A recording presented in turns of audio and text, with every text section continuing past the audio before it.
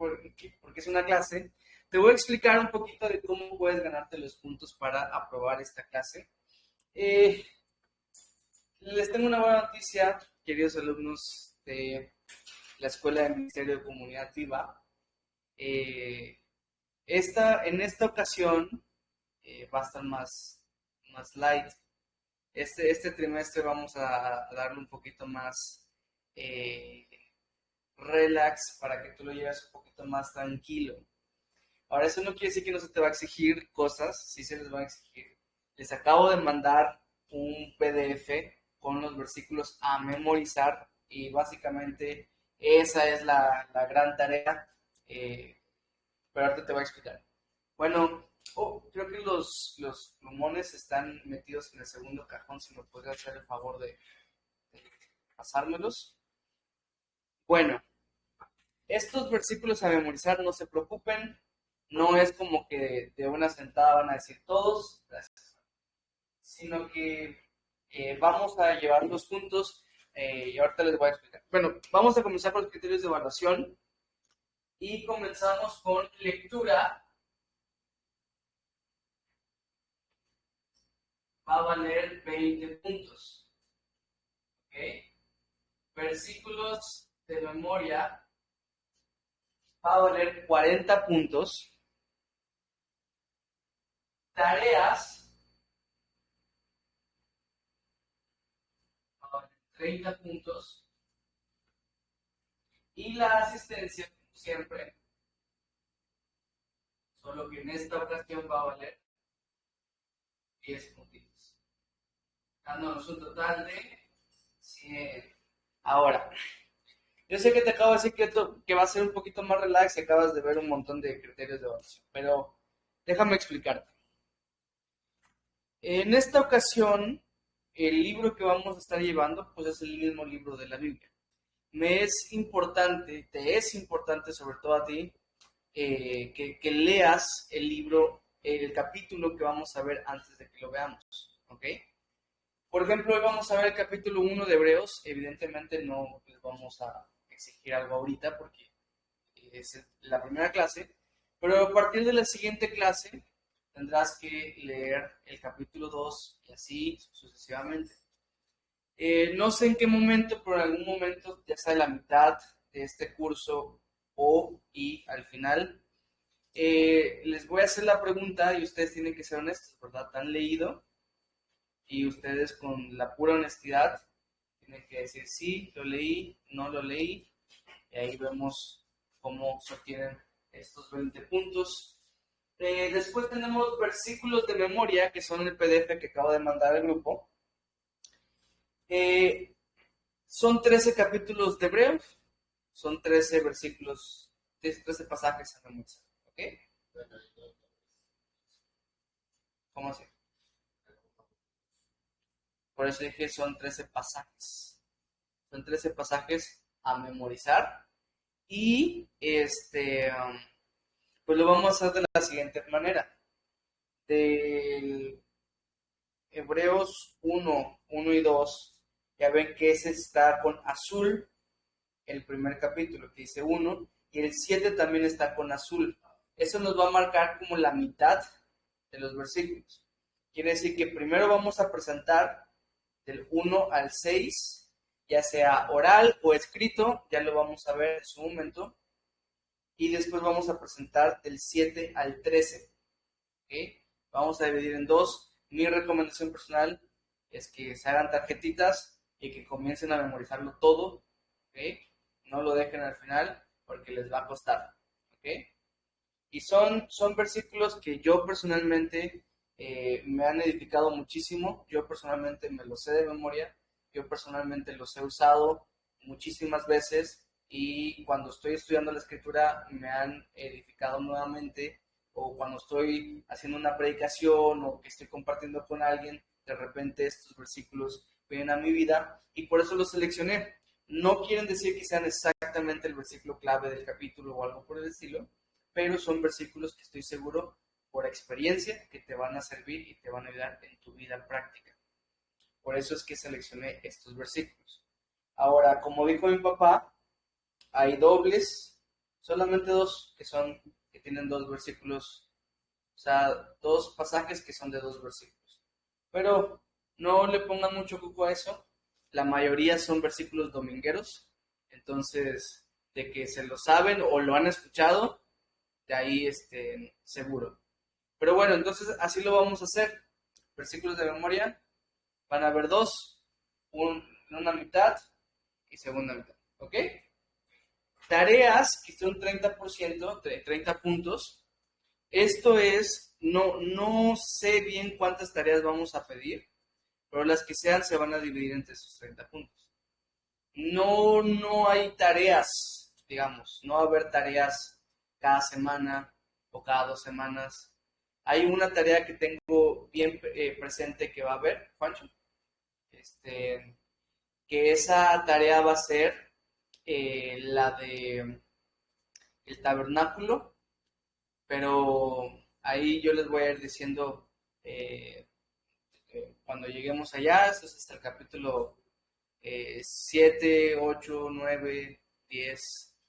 Entonces, por ahí lo vamos a ocupar. Pero, entonces, si hay una tarea, aquí se va a ir agregando. Y si solo es de esa tarea, pues solo esa tarea va a valer 30 puntos, ¿ok? No es como que va a haber tareas semanales. Y pues la asistencia, ya saben, es importante que estén presentes. Y pues, ya que ya pasaron 15 minutos, vamos a pasar lista.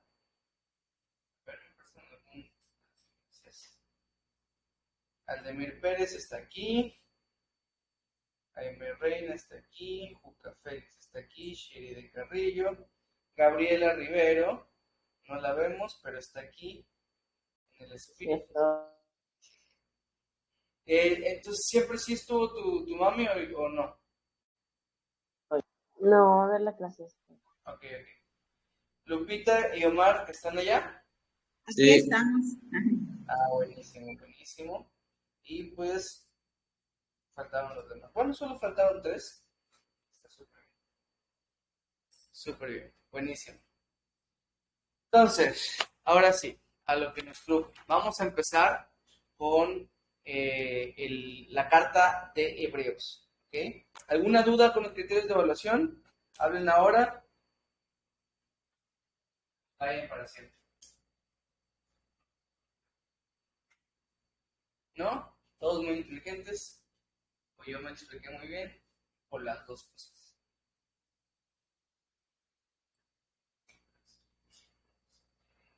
Bueno. Tengo 4 objetivos para esta materia, ¿ok? 4 metas a alcanzar juntos como clase para que estemos descubriendo en el libro de Hebreos. Te lo voy a decir, no es necesario que lo anotes, pero sí que lo entiendas. Objetivo número 1 es entender que Cristo es mejor y mayor que todos. O sea, Cristo es mejor que todas las cosas. Cristo es más grande que cualquier cosa o cualquier persona o cualquier personaje. Es algo que en hebreo se nos va a repetir. De hecho, de alguna manera titulé todo el libro como Cristo es mejor. Creo que ese es el énfasis del autor de Hebreos para nosotros, y entenderlo va a ser de mucha bendición, porque normalmente engrandecemos cosas en esta tierra, las cuales no debería ser así, ¿verdad? Tendríamos que engrandecer únicamente a Jesús. Y vamos a estar hablando de esto bastante durante todo el trimestre, porque de hecho tengo aquí el temario de todas las cosas que vamos a llevar, de cómo dividimos los 13 capítulos, y ahí Cristo es mejor profeta, Cristo tiene una mayor salvación, Cristo es mayor que Moisés, Cristo mediador de un mejor pacto, y así, porque estamos hablando de que Cristo es mejor. Número 2, entender la diferencia entre el antiguo y nuevo pacto y vivir el nuevo pacto. Desgraciadamente, ha habido mucha mezcolanza entre lo que significa la iglesia el día de hoy y la imitación al pueblo judío.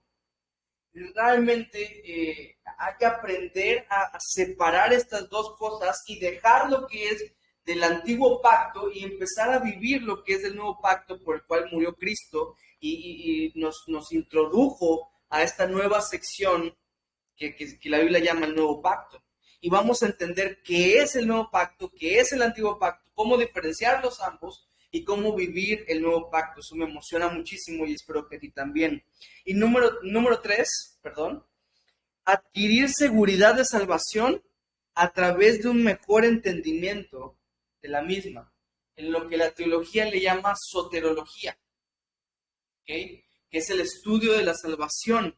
Y vamos a entender cómo funciona la salvación, por qué es que tenemos la salvación, cómo es que podemos lograr tener una seguridad de salvación a través de lo que Jesús hizo. Y pues eso va a ser la clave, pues.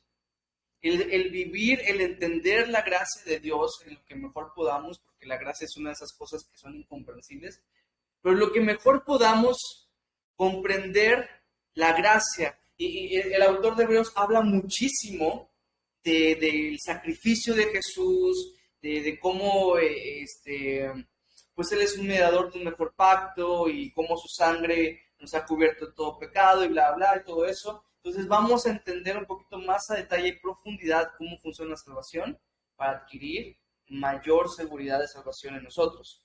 Y número 4, ahora sí, el abandono del sistema religioso del hombre y entrega a la vida de Cristo. Y es aquí donde yo creo que se va a complementar muy bien con la clase que van a tener los jueves, porque por desgracia la iglesia se ha pervertido. Satanás fue muy inteligente y cuando empezó a dejar de perseguir a la iglesia, la contaminó con mucha religión.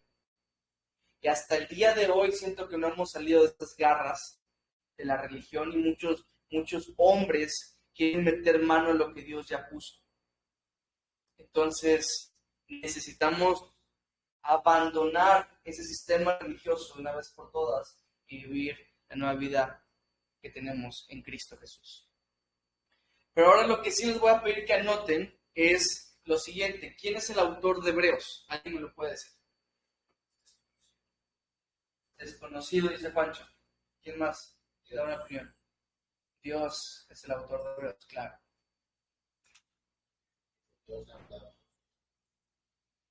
Entonces,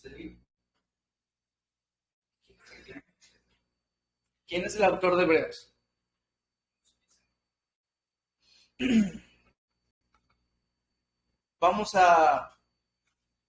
Voy a tratar de explicarles esto lo mejor que pueda y a ver si adquieren convicción de quién es el autor de Hebreos.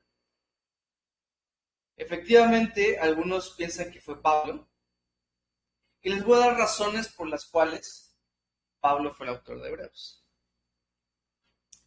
Número 1, Pablo tenía un fuerte deseo por escribir a los judíos. Él era judío, Pablo era de la tribu de Benjamín.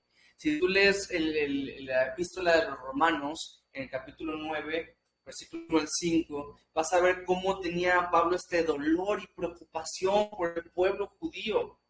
De hecho, en Romanos 1:16 él dijo, ¿no? Cuando hablaba del Evangelio, dijo que la salvación es primeramente al judío y después al griego, ¿no? O sea, Pablo tenía él entendía que había un peso muy grande con los de su nación. La pregunta sería, ¿cómo es que nunca les escribió una carta? Le escribió carta a medio mundo, ¿por qué no les habría escrito una carta a los hebreos, a sus mismos compatriotas?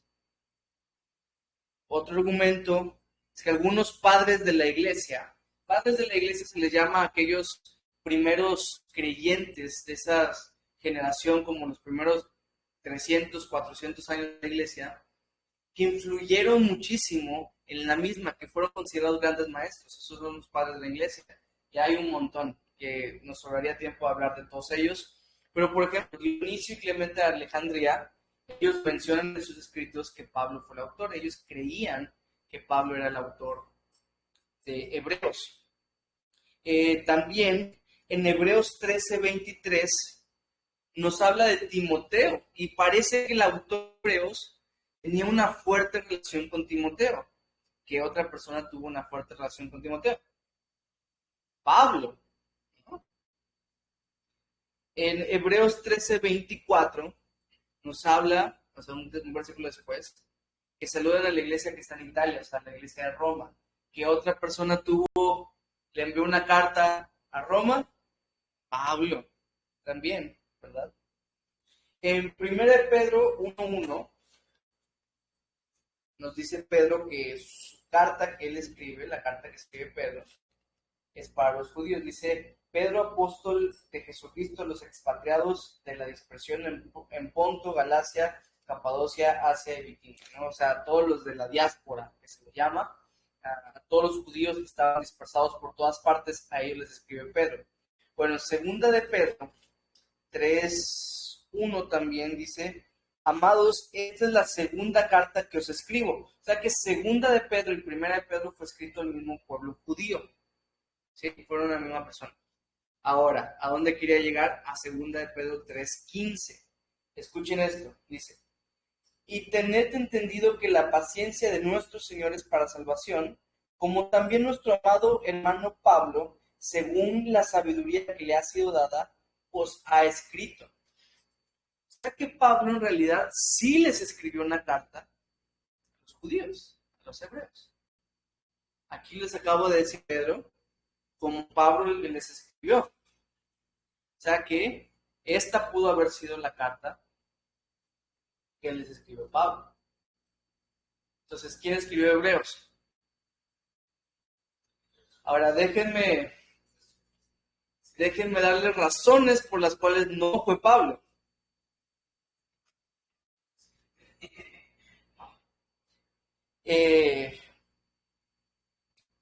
Pablo en todas sus cartas comienza la carta con una salutación clásica, todas ellas.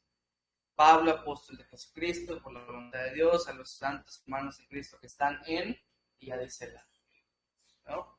Literalmente ve al versículo 1, capítulo 1 de cada carta que escribió Pablo, desde Romanos hasta Filemón, y van a ver la misma salutación al principio, la misma salutación. ¿Por qué esta carta de Hebreos no empezaría de la misma manera si fuera escrita por Pablo? Pablo tenía esa misma costumbre. Otros autores, tal vez como Juan en su carta, no ponen esa salutación, pero Pablo sí lo hacía. También es que si tú analizas el estilo de escritura, es bastante diferente al estilo de escritura que tiene Pablo. O sea, es diametralmente diferente cómo escribió el autor de Hebreos y cómo escribía Pablo. Todas sus cartas escribiendo de una manera y la última carta no la va a escribir igual. Como que no tiene mucho sentido, ¿no? Que haya pasado así. También que en Hebreos 3:23, cuando menciona a Timoteo, dice que pronto va a salir de la cárcel y se cree que Timoteo fue encarcelado después de la muerte de Pablo. Entonces, no, pues habría una razón de que, ¿no? Por allá estaría medio complicado. Otra razón más por la cual no pudo haber sido Pablo es porque Pablo, cuando se refería a Jesús, siempre se refería como Cristo, Cristo, Jesús, Jesucristo. Muy pocas veces Pablo vemos escribiendo acerca de Jesús y que él diga Jesús. De hecho, lo hacía solamente lo hacía en lugares que era intencional. Por ejemplo, cuando decía que se le dio un nombre que es sobre todo nombre, para que en el nombre de Jesús se doble toda rodilla, ¿no? O sea, hablando del nombre que tenía Jesús.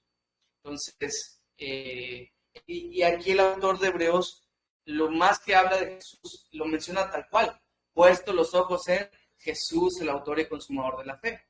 Siempre pone a Jesús como Jesús, en cambio Pablo casi nunca hace eso. Entonces, por allá vemos que el autor de Hebreos probablemente haya sido otra persona. Entonces, ¿quién fue el autor de Hebreos? Después, a mí también me pasó lo mismo cuando me enseñaron sobre esta carta, que después de que me dijeron que las razones por las cuales fue Pablo, yo decía, sí, pues sí fue Pablo, ¿va? Después cuando me dijeron las razones por las que no, dije, no, pues no. Pues es así, acuérdense, como una conclusión, donde la Biblia calla, nosotros callamos, ¿verdad? ¿Por qué? Si Dios no quiso no le pareció relevante revelarnos quién fue el autor de Hebreos, pues es porque no es relevante para nosotros. Más bien lo que es relevante es el contenido de la carta en lo cual vamos a estudiar. Entonces, no se sabe, y lo correcto que tú expreses cuando alguien te pregunte quién escribió Hebreos es exactamente eso, no se sabe. Por eso yo cuando estoy hablando de esta carta siempre te digo el autor de Hebreos, porque no sabemos quién fue. Unas personas piensan que fue Apolos porque era muy elocuente y letrado y cosas así, pero o sea, todos los que te voy a mencionar tienen una razón del por qué no. Por ejemplo, Dionisio y Clemente también eran de Alejandría, como Apolos era de Alejandría. Y pues, si hubiese sido Apolos, ellos hubieran mencionado que era Apolos y no Pablo, porque pues alguien de Alejandría escribió un libro de la Biblia. Y sin embargo no fue así. La persona que más parecida al estilo de escritura que tenemos acá fue Lucas. Lucas, cómo se escribió Hebreos y cómo se escribió Lucas y Hechos son muy parecidos. Y pues también tiene sentido que Lucas era un estudioso, fue discipulado por Pablo, entonces que tuviera todo este conocimiento. ¿Cuál es el detalle? Que Lucas no era ateo, Lucas no era judío, ¿no? Lucas era gentil, el único autor de la Biblia que fue gentil. Entonces, por allá todos, ahora sí que es desconocido quién escribió este libro, pero lo que sí es que el Espíritu Santo lo inspiró y que tiene unas instrucciones tremendas para nosotros, por lo cual está ocupando todo un trimestre en esta pequeña escuela para que nosotros aprendamos. Ok. Entonces, ¿todo bien hasta aquí? Todo esto es puro conocimiento. Ya lo práctico va a venir el jueves. Aquí te voy a estar dando un montón de conocimiento, pero ánimo. Vamos a comenzar, les pido que abran sus Biblias en Hebreos capítulo 1, y vamos a comenzar con si Dios quiere, vamos a terminar el primer capítulo. Son solo 14 versículos, y vamos a tratar de profundizar, y más que profundizar, extraer esas enseñanzas para nosotros y para la clase que tenemos el día de hoy. Acuérdense, Cristo es mejor. Y 18 áreas en las que Cristo es mejor en mi temario que yo hice, hoy vamos a ver 4. O sea, este capítulo 1 pues está bastante profundo, tiene bastantes cosas que debamos aprender. Miren cómo dice el versículo 1 y 2. Y ojo, que se lo tienen que memorizar estos dos. Dios, habiendo hablado muchas veces y de muchas maneras en otro tiempo a los padres por los profetas, en estos postreros días nos ha hablado por el Hijo, a quien constituyó heredero de todo y por quien asimismo hizo el universo. Facilito, diría nuestro coach del gimnasio, ¿no? Sencillo, hoy está fácil. Pero bueno, sí, la verdad que sí, después de que lo repites unas 500 veces, se vuelve muy sencillo. Tiene coherencia. Hay versículos que están bien revueltos, ¿no? Y tiene tiene una línea que sigue. Dios, habiendo hablado muchas veces y de muchas maneras, nada, en otro tiempo a los padres por los profetas, en estos postreros días nos ha hablado por el Hijo, a quien constituyó heredero de todo y por quien asimismo hizo el universo. Entonces vamos a comenzar, ¿ok? Y vamos a comenzar diciendo que Cristo es el mejor profeta. Cristo, mejor profeta, ¿ok? Ahí lo puedes ir anotando, van a ser 18 en total de todos estos 3 meses, 14 clases. Cristo es el mejor profeta. ¿Quién era un profeta en los tiempos del Antiguo Testamento? Un profeta, literalmente, alguien que hablaba de parte de Dios, ¿verdad? Una persona que era usada por Dios para hablar su mensaje, un siervo de Dios que hablaba lo que Dios quería hablar, pero tenían varios detalles los profetas, por lo cual se veían limitados. Uno de esos se llama la visión profética, y esto lo hemos visto en nuestras clases, pero por los que no lo han visto, se Se los pongo aquí. La visión profética era que los profetas miraban ciertas cosas. Por ejemplo, la primera y la segunda venida de Cristo. No vas a ver en ningún libro que se hable como si fueran dos venidas diferentes. Siempre se habla como si fuera la misma venida. Y en un versículo estamos viendo que iba a sufrir el Mesías, y en el siguiente versículo estamos viendo que iba a reinar, que todos lo iban a seguir y todo eso. Pero lo que los profetas no vieron era este tremendo hueco, este tremendo hoyo, espacio de tiempo que había entre una cosa y la otra. Los profetas tenían una visión limitada. Entonces, no sabían toda la revelación, sino que conocían una parte y otra parte y otra parte. Conocían un cachito nada más de la revelación completa. A cada profeta se le dio solamente una porción de la revelación, como si tuviésemos acá toda la revelación completa. Y de repente a este profeta se le dio este cachito. Vamos a dar un cachito más pequeño. Este va a ser para Ageo, porque su libro está pequeño. Este también está pequeño, Habacuc. 3 capítulos. Este que está muy grande es Isaías, porque tiene 66 capítulos. Y Zacarías, que también tiene como 14 capítulos. Y ahí está. Cada uno se les dio una porción de la revelación, pero no se les dio la revelación completa. Y fue de muchas formas, porque algunas profecías vinieron como ley, como historias, como simbolismos, como algunos se les vino en visiones, otros en sueños, unos fueron de manera oral, otros fueron de manera escrita, sus profecías. Dice aquí en la escritura en Hebreos, Dios habiendo hablado muchas veces, porque fueron muchos profetas, pero también de muchas maneras se habló. Te voy a poner un ejemplo de cómo funcionaba esto. A Abraham conocía a Dios como el Shaddai, como el Dios Todopoderoso. Sin embargo, con Moisés se le reveló que su nombre era Jehová y le dijo: yo soy Jehová, yo soy el que soy. ¿Ves? A uno se le reveló una cosa y a otro se le reveló otra cosa. A uno se le reveló una parte y a otro se le reveló otra parte.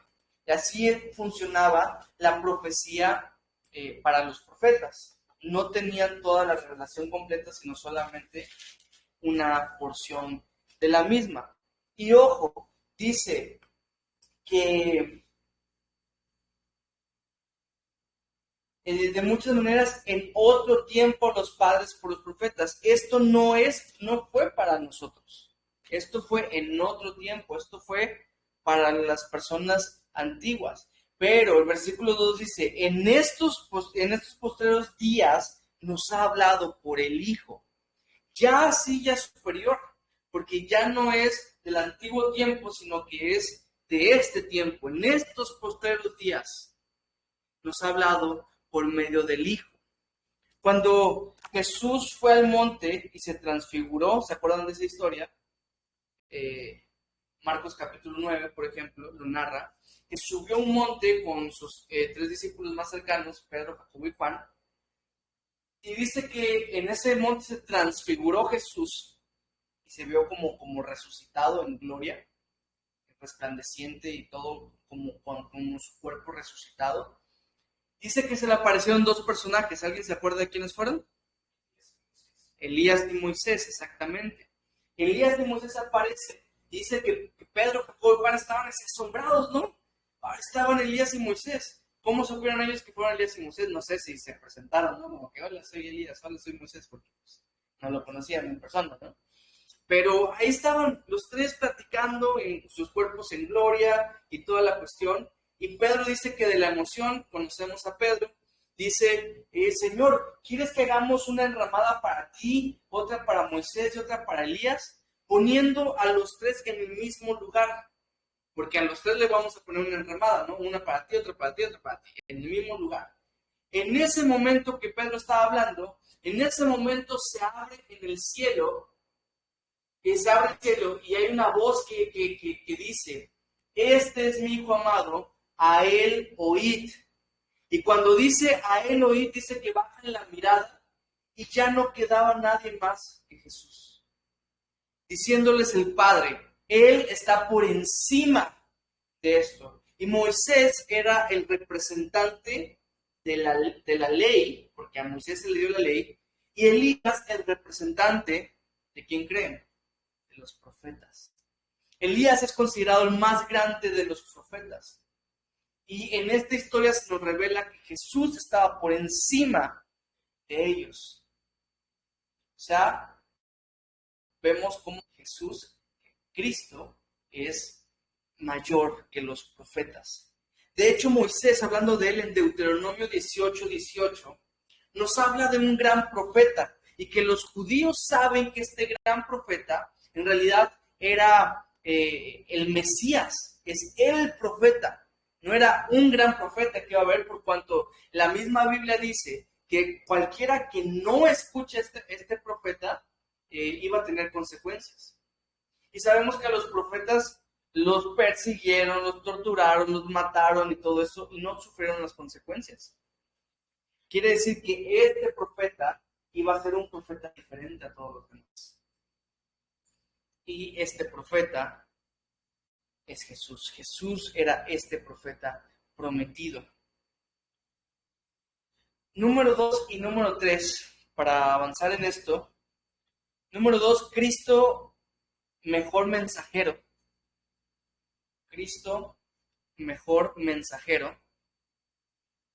Y número 3, Cristo, mejor mensaje. Cristo, mejor mensaje. Y quiero leerte el versículo 3, ¿ok?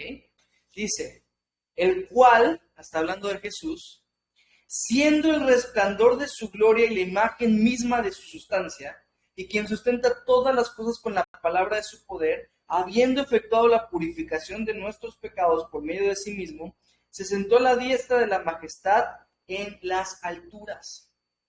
Comienza diciendo el autor de Hebreos que Jesús es el resplandor de la gloria de Dios, que Jesús es la imagen misma de la sustancia de Dios. Los profetas hablaban de la gloria de Dios, pero Cristo mostraba la gloria de Dios.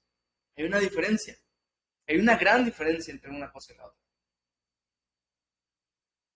En Juan 1:18 dice, de hecho si me acompañan a Juan 1 porque allá vamos a detenernos un rato, no pierdan Hebreos 1 porque vamos a estar yendo y viniendo, pero en Juan 1:18 dice que a Dios nadie le ha visto jamás, sino que el Hijo le ha dado a conocer.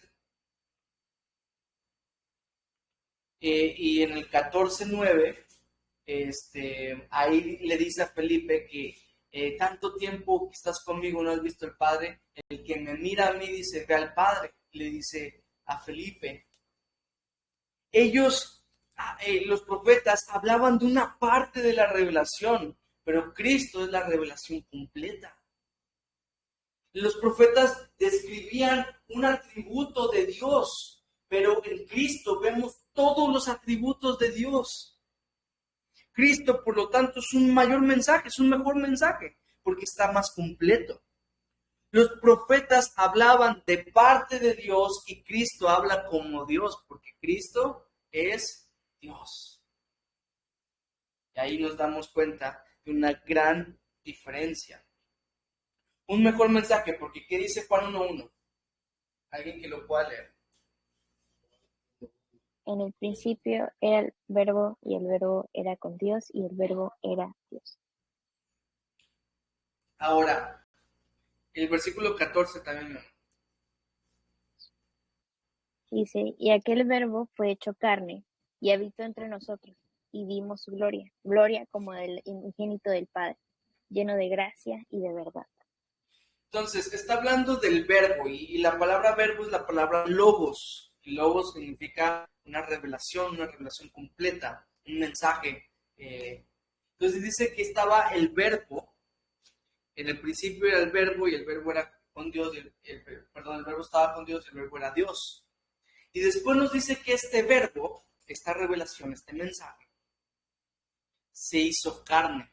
Y cuando dice que se hizo, es la palabra tabernaculizó. Así como el tabernáculo en el Antiguo Testamento era el lugar donde se mostraba la gloria de Dios, Cristo fue el tabernáculo para nosotros, donde se muestra la gloria de Dios constantemente.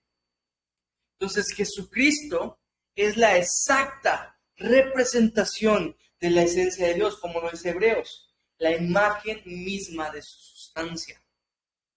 Por lo tanto, en Cristo hay un mejor mensaje.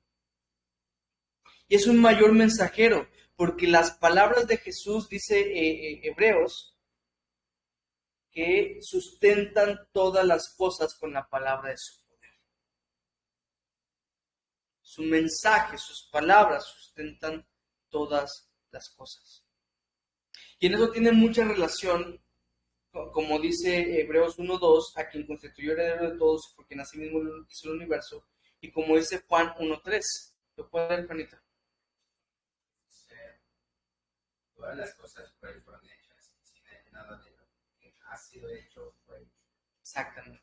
Entonces vemos la relación y vemos cómo en realidad ponen a Jesús como el autor de todas las cosas, el creador de todas las cosas, y por medio de él fue hecho todo. Él tuvo un ministerio más grande, pues él purificó nuestros pecados por medio de sí mismo, lo que dice Hebreos 1:3. Con la peor de las humillaciones, que se tuvo que rebajar hasta lo más bajo. Y ahora tiene la mayor exaltación, porque termina diciendo que se sentó a la diestra de la majestad en las alturas. Entonces tenemos que Cristo es un mayor profeta. Cristo es un mejor, Cristo es mayor que los profetas. Es un mejor mensajero y es un mejor mensaje. Y número 4, y con esto nos vamos a ir al resto del capítulo. Cristo es mayor que los ángeles. Cristo mayor que los ángeles.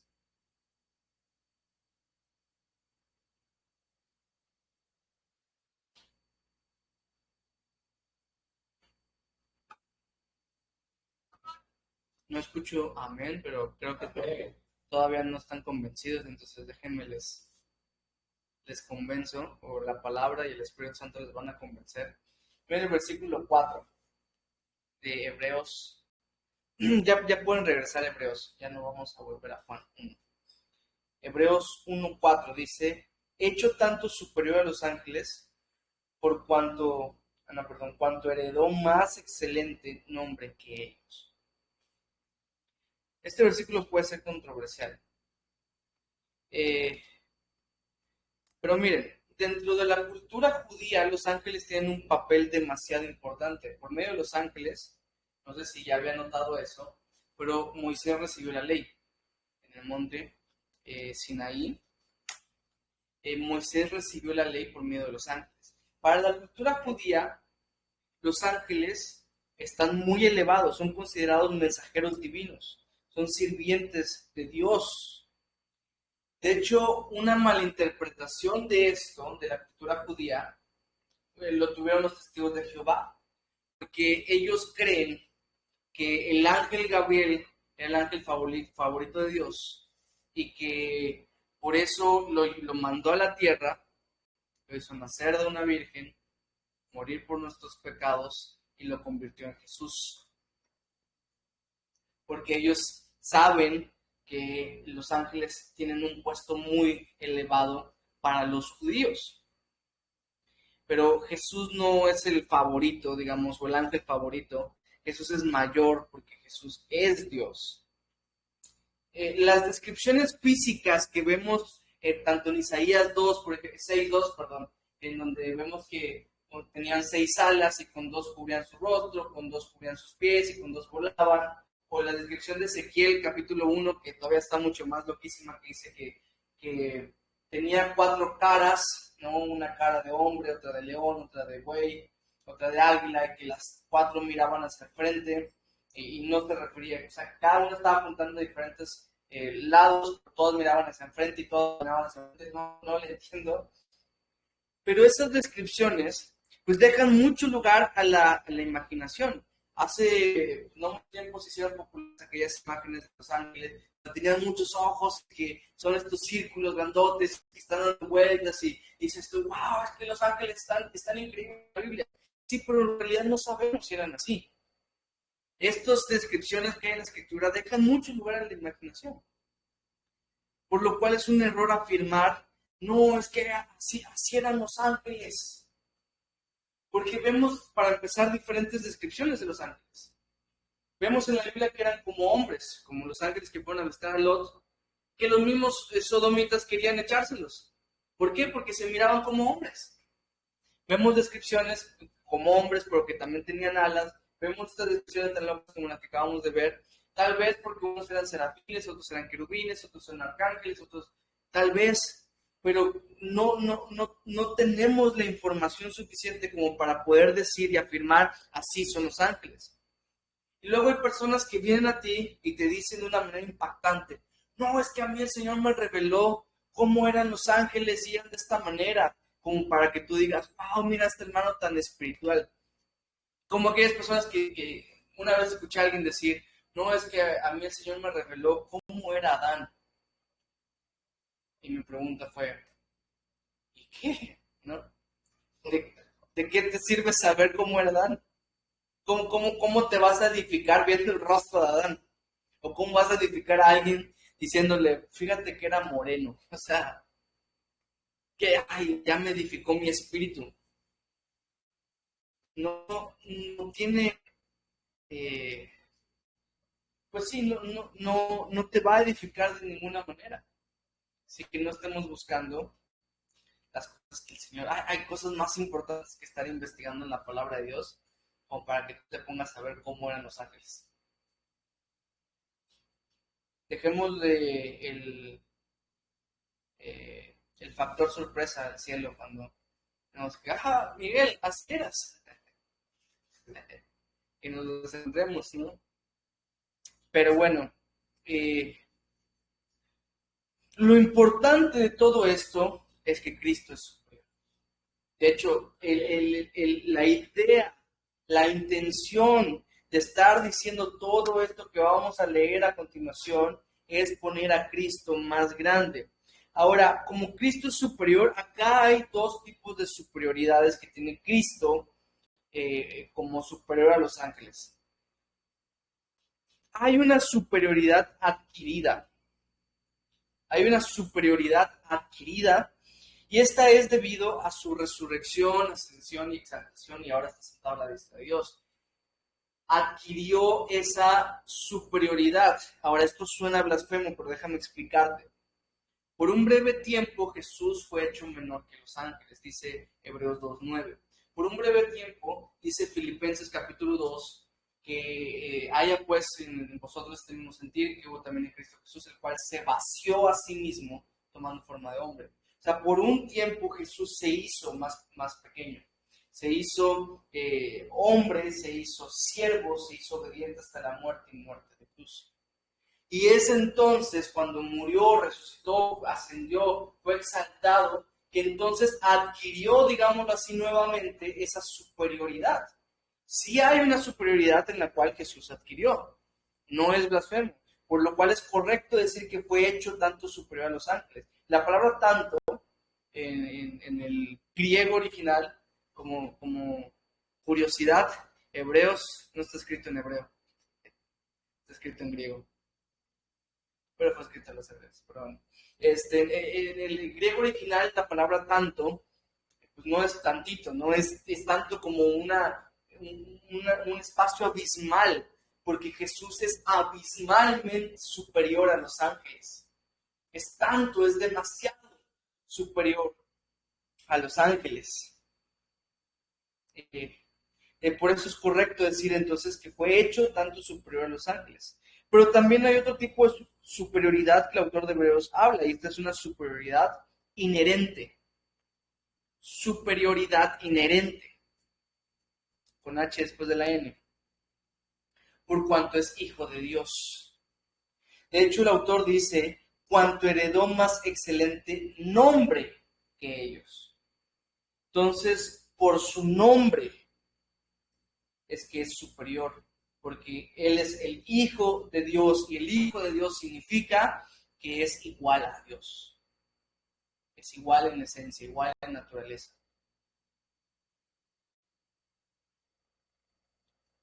El versículo 5 dice, porque ¿a cuál de los ángeles dijo Dios jamás, mi hijo eres tú, yo te he engendrado hoy, y otra vez yo seré a él padre y él me será a mi hijo? ¿A quién de ellos le dijo eso? ¿A Gabriel? ¿A Miguel? Los demás no tenemos sus nombres. ¿Pero a cuál de los demás? A ninguno. Solamente a Cristo, por cuanto es el Hijo unigénito de Dios. Entonces, ahí vemos la superioridad. Y a partir de este versículo vamos a ver muchas razones de por cuál Jesús es superior a todos los ángeles. Miren, por ejemplo, el versículo 6, alguien que lo pueda leer. Y otra vez, Dios el primogénito del mundo dice, adórenle todos los ángeles de Dios. Ahora, aquí habla del primogénito en el mundo. También esto lo vemos en Colosenses 1:15, por ejemplo. Aquí en Colosenses dice lo siguiente. No son chiquitos. Dice, Él es la imagen del Dios invisible, el primogénito de toda la creación. Y después en el 18 dice, y Él es la cabeza del cuerpo, que es la iglesia, el que es el principio, el primogénito de entre los muertos, para que todo tenga la preeminencia. Ahora, esto suena medio turbio cuando lo piensas así, porque entonces, ¿cómo es que dice que es el primogénito de la creación, primogénito entre los muertos, y aquí dice primogénito en el mundo? En nuestra cultura, la palabra primogénito significa pues, el primero en nacer, ¿no? Entre los papás tienen 5 hijos, el primero que nació es el primogénito, ¿no? Pero acuérdense, familia, que esto en la cultura judía es diferente. Esta carta fue escrita a los judíos, por lo cual debemos entender las cosas como si fuéramos judíos. Y nomás para que quede claro, todos estos versos fueron puestos para exaltar a Cristo, no para lo menos. O sea que el autor de Hebreos no va a pretender hacer menos a Jesús, diciendo en medio de la exaltación, por cierto, fue creado. No va a ser un comentario para hacerlo menos. Entonces hay que entenderlo en su contexto. En la cultura judía, la palabra primogénito significa el de mayor preeminencia. Mayor preeminencia. Por eso, cuando un judío dice que un hijo es el primogénito, a él se le iba a dar más cosas. Él iba a estar más arriba que sus demás hermanos. Porque el primogénito significa que tenía mayor preeminencia. Y si te estás preguntando qué significa la palabra preeminencia, dice el diccionario que es un privilegio, exención o ventaja que goza una persona por razón o mérito especial. O sea, es ponerlo por encima de todo o de todos los demás a los que se está comparando. Ahora, mira cómo dice Colosenses 1:18, por ejemplo, que decía primogénito de los muertos. Pregunta, ¿Jesús fue el primero en resucitar? ¿Antes de Jesús resucitaron las personas? ¿Como quién? ¿Alguien que se le venga a la mente? Lázaro, exactamente, ¿no? Resucitó antes que Jesús. Entonces no puede estar hablando de primogénito como el primero en hacerlo, porque ya hubo otras personas. Jesús resucitó a 3 personas. Pero en el Antiguo Testamento, Elías, Eliseo resucitaron gente. O sea, no pudo haberse referido Pablo cuando escribió Colosenses 1:18 a que Jesús fue el primero en resucitar. El primogénito de los muertos. No tiene sentido. Pero su resurrección fue la más preeminente, ¿no? La resurrección de Cristo sí es mayor que la de todos. Por lo tanto, tiene mayor preeminencia. Por eso dice primogénito entre los muertos, porque su resurrección sí está por encima. Y para que quede claro, por ejemplo, en el Salmo 89, 27, a David se le llama el primogénito de los reyes. Pregunta, ¿fue David el primer rey? Pero dice el primogénito de los reyes. Es porque el nombre de David sí tenía mayor preeminencia que el de todos los demás reyes. En Éxodo 4:22, Dios llama a Israel su primogénito. Pregunta, ¿Israel fue la primera nación en existir? Entonces, ¿por qué le llama el primogénito? Porque para el corazón de Dios, Israel tenía mayor preeminencia. Ya van entendiendo entonces por qué se llama el primogénito. Porque tiene mayor preeminencia que los demás. Entonces, cuando en este pasaje se le llama el primogénito en el mundo, ¿qué significará? Que Él es el que tiene mayor preeminencia en todo el mundo. Él es superior en todo el mundo. Jesús es el primogénito del mundo porque en todo el mundo, Él tiene mayor preeminencia. Entonces, clarísimo que es el primogénito en el mundo. No significa que fue el primero creado, sino porque es el que tiene más preeminencia. Y fíjense cómo dice este versículo. De hecho, este versículo nos da la clave para entenderlo también, porque dice, y otra vez cuando introduce el primogénito en el mundo, dice, adórenle todos los ángeles de Dios. Entonces, en este versículo se dice que los ángeles lo adoren. Dice la Escritura, por ejemplo, porque lo está en muchas partes, en Isaías 42:8, que Dios no comparte su gloria con nadie. Nadie que no sea Dios puede recibir adoración. Esta es la clave. ¿Por qué diría entonces que Jesús sí puede recibir adoración? Silogismo. ¿Por qué? Porque Jesús es Dios exactamente. Entonces aquí vemos muchísimo la confirmación de que Jesús es Dios.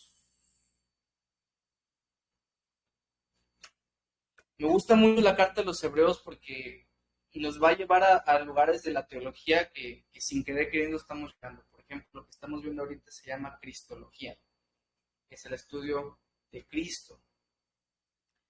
Pero bueno, vamos a leer el versículos 7 y 8. Dice, ciertamente de los ángeles dice, el que hace a sus ángeles espíritus y ministros llama de fuego, mas del Hijo dice, tu trono, oh Dios, por el siglo del siglo, cetro de equidad es el cetro de tu reino.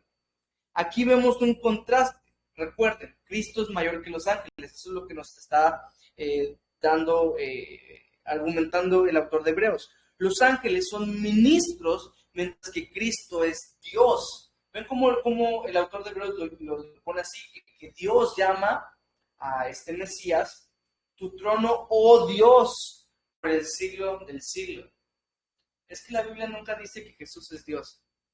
Aquí tienes uno entre muchos versículos donde literalmente está diciendo que Jesús es Dios. ¿Me vieron? Literal es como, no literal, figuradamente. Es como los ángeles son como estrellas y Jesús es el sol desde nuestra perspectiva, ¿verdad? Porque sabemos que las estrellas pues, también son muy grandotas. Pero desde esta perspectiva, que vemos al sol resplandeciendo con toda su gloria y las estrellas lo vemos como algo lejano. Así es como se figura todos los ángeles. Pero eso es el que resplandece. Se presenta como la imagen del rey y los súbditos. Y ojo, porque en Gálatas 1:8 nos dice que si aún un ángel del cielo predicase un evangelio diferente al evangelio que es, dice que sea anatema, sea maldito. Luego hay personas que vienen diciendo, no, es que un ángel me reveló esto. Y sé que esto suena improbable porque no estamos acostumbrados a eso, sobre todo en nuestra congregación.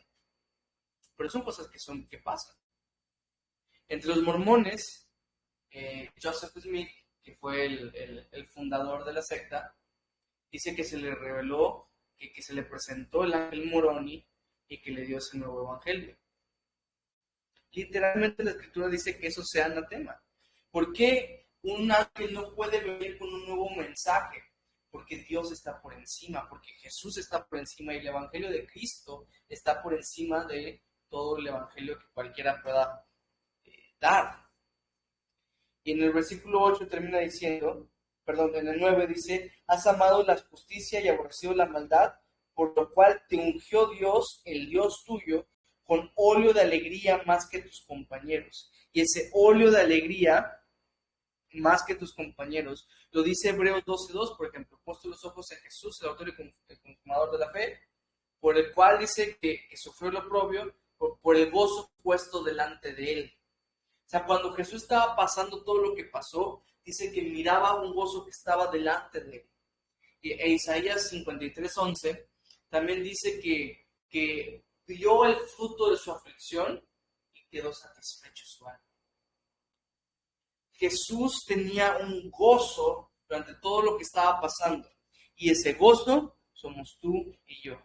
Ese fruto, la aflicción de nuestro Señor Jesucristo, por nuestra salvación. Amén. Versículos 10 al 12. ¿Alguien que lo lea?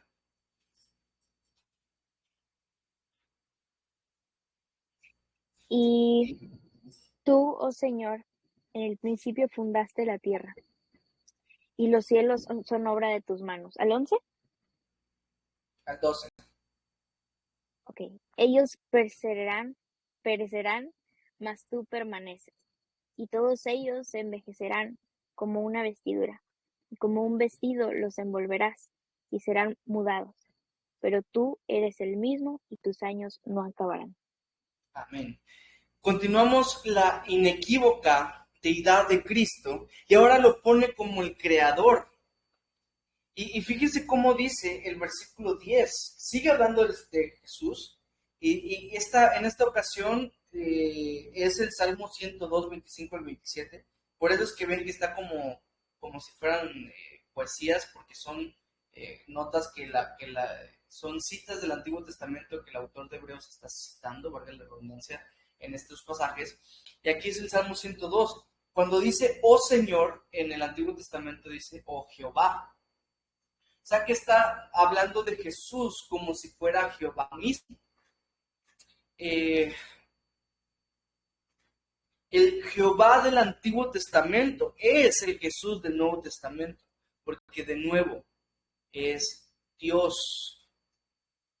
Y me encanta el versículo 11, que está hablando de la creación y del cielo y todo esto, y dice, ellos perecerán, o sea, el cielo, la tierra, todo va a perecer, mas tú permaneces, dando un contraste más de cómo el Señor, lo efímero de la creación con la perpetuidad del Creador. La creación va a pasar, pero el Creador permanecerá. ¿Entienden? Y eso es algo que se le conoce como la ley de la entropía, la segunda ley de la termodinámica, que todo va pereciendo, se va desgastando. Y de hecho, pues tiene todo que ver con lo que dice después, y ellos se envejecerán como una vestidura. Esa es la ley de la termodinámica, ¿entienden? Que va a todos, se está envejeciendo. No, pero es que si Dios existiera, ya se hubiera muerto, porque un ser eterno, ya por la ley de la termodinámica, no necesariamente. Dios, el creador de las leyes, está por encima de las leyes. El creador del microondas no vive en un microondas. Él está por encima de su creación. Dios está por encima de lo que Él creó. Vamos al versículo 13 para seguir avanzando. Dice, ya solo nos quedan 2 versículos, ¿ok? Dice, pues, ¿a cuál de los ángeles dijo Dios jamás? Siéntate a mi diestra hasta que ponga tus enemigos por estrado a tus pies. ¿A cuál de los ángeles le dijo, tus enemigos los voy a derrotar? A ninguno de los ángeles. Por eso Dios es superior. Otra cita más para concluir que Cristo es mayor que los ángeles. ¿A cuál le dijo eso? Ninguno. Cristo no es, en el sentido estricto de la palabra, un ángel. Es uno en el sentido de que ángel significa mensajero. Y pues en ese sentido, pues Jesús es un mensajero de Dios, pero es mayor. En el Antiguo Testamento vemos muchas veces el ángel de Jehová. Y este es un ángel, un mandado de parte de Dios, que habla como si fuera Dios. Por allá aparece, por ejemplo, en la zarza ardiente. No sé si vieron la caricatura donde la zarza hablaba, pero eso no fue así como es la Biblia. Dice que en medio de la zarza estaba el ángel de Jehová y con ese fue con el que habló. Ahora, acompáñenme a Zacarías, por favor. Zacarías capítulo 3.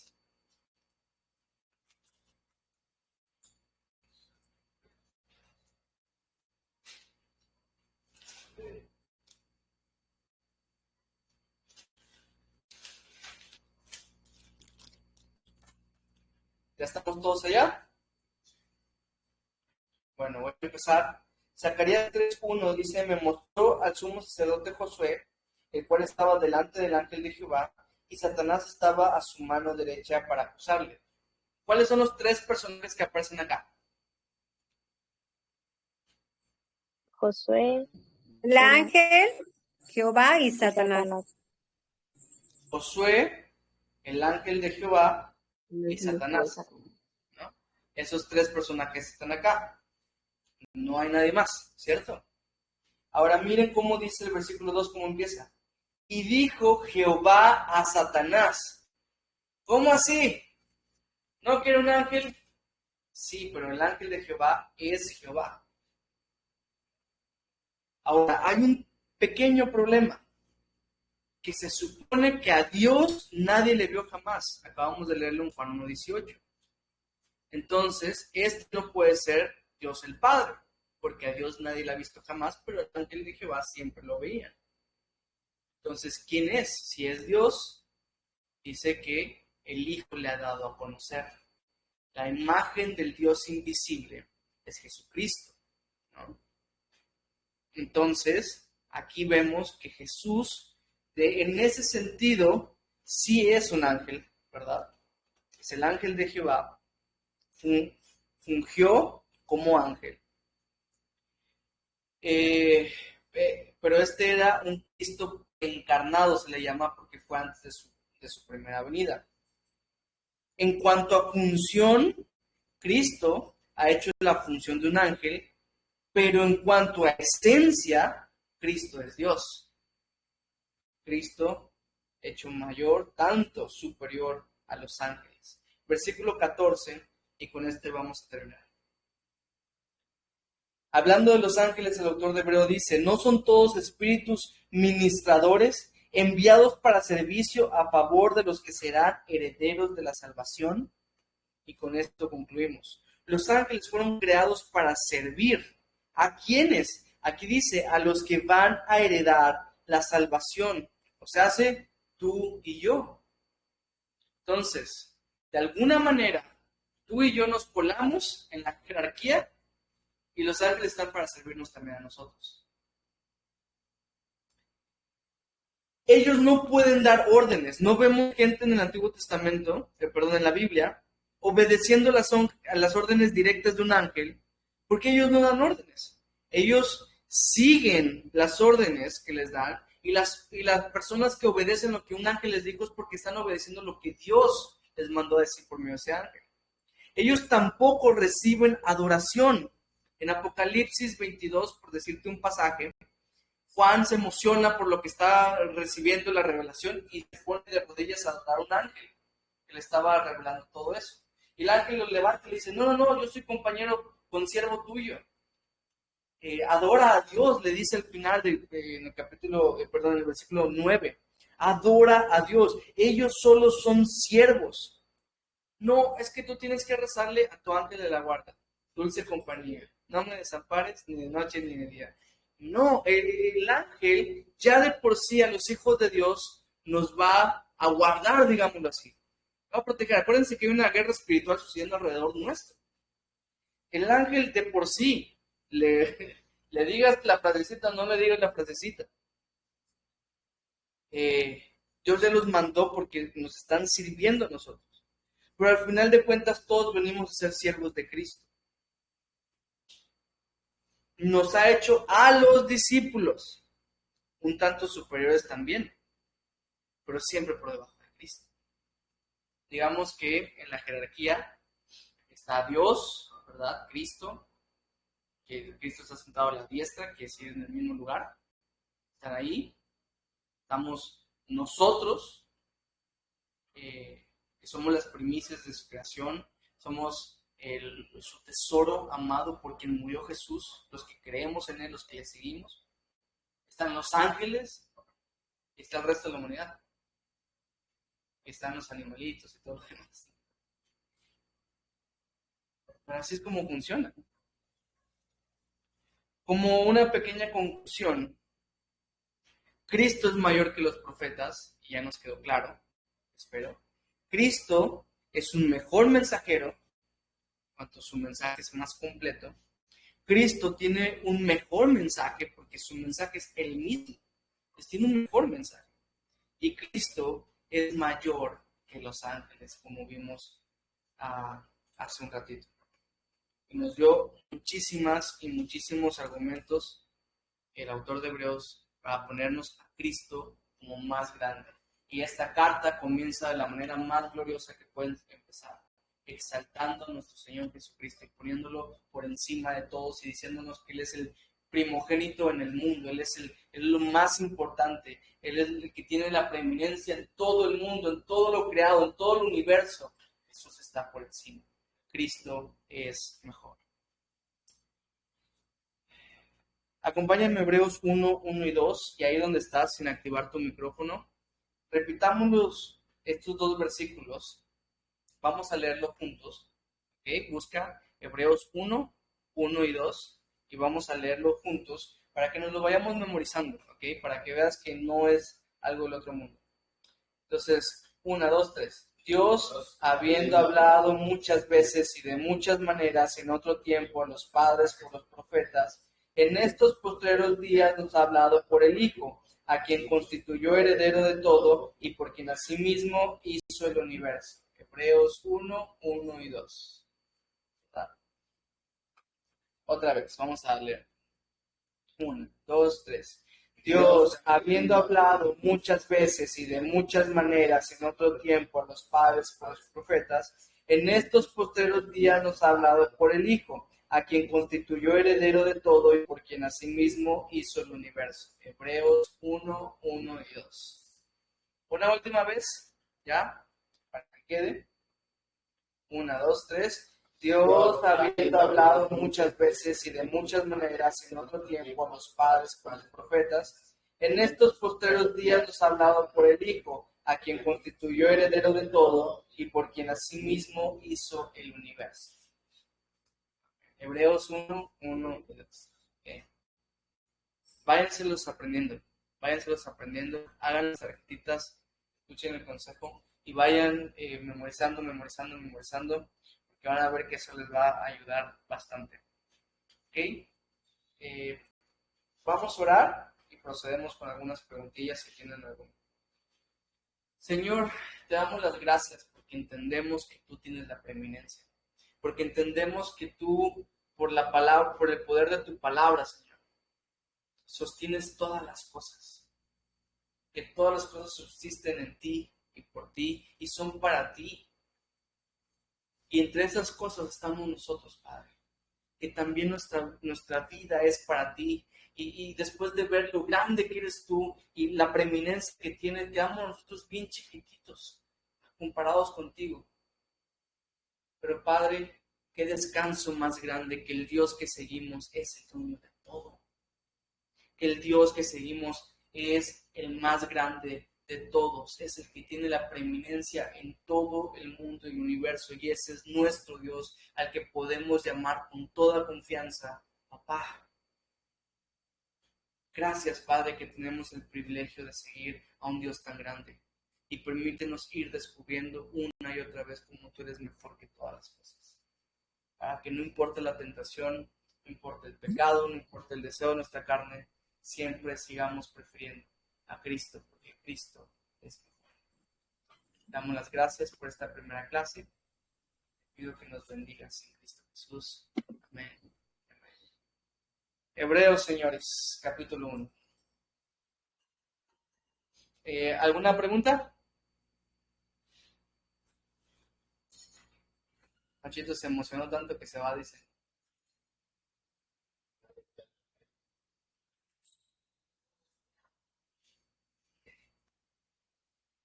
Pregunta, comentario.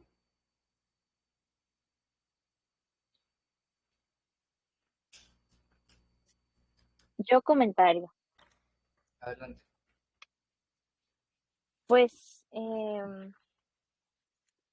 qué impactante, la verdad, y qué importante este primer capítulo, en donde, o sea, creo que todos creemos, ¿no? Que Cristo es nuestro Señor y el creador de todo y eso, pero verlo así, detenidamente y más profundo, es muy importante porque am, todos anhelamos hacer la voluntad de Dios y muchas veces no nos rendimos a su voluntad porque no reconocemos la autoridad que Él tiene. O sea, a veces, o sea, tú, por ejemplo, am, un ejemplo aquí, voy manejando yo y manejo con cuidado y manejo siguiendo las leyes porque respeto la autoridad de los policías, porque sé que son capaces de hacer, que porque sé que respetan la ley y que y bla, bla, bla, pues yo reconozco su autoridad y por eso mismo yo cumplo lo que tengo que cumplir. Entonces,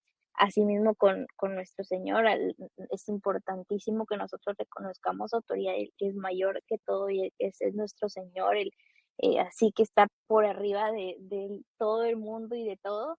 Es importante reconocerlo porque así nosotros podemos entonces eh, pues rendirnos a su voluntad. Sí. Entonces sí, se me hace muy importante y muy increíble Hebreos, como que si nunca lo hubiera leído, siento ahorita que es un nuevo libro, un nuevo todo y estudiarlo detenidamente, o está asombroso. Gracias por la clase. Sí, me gustó mucho lo que dijiste. Entender qué tan grande es nos va a ayudar a obedecer. Sí. ¿Alguien más quiere decir algo o ya terminamos? Recuerden leer el capítulo 2 para esta semana. No se les va a preguntar nada todavía, pero háganlo movidos por el amor que le tienen al Señor, y movidos también por el compromiso que hicieron en esta escuela para seguir aprendiendo. Si ustedes hacen las cosas que se les pide, es para que puedan aprender mejor. Entonces, yo sé que a veces decimos, esta tarea o esta otra cosa, pero siempre es para nuestro provecho personal. Entonces, háganlo, les animo, se los voy a estar recordando entre semana, pero aún si no se los recordasen, háganlo, ¿ok? Vamos a detener la grabación y si alguien quiere decir algo más, lo puede hacer todavía, ¿ok? Vamos allá.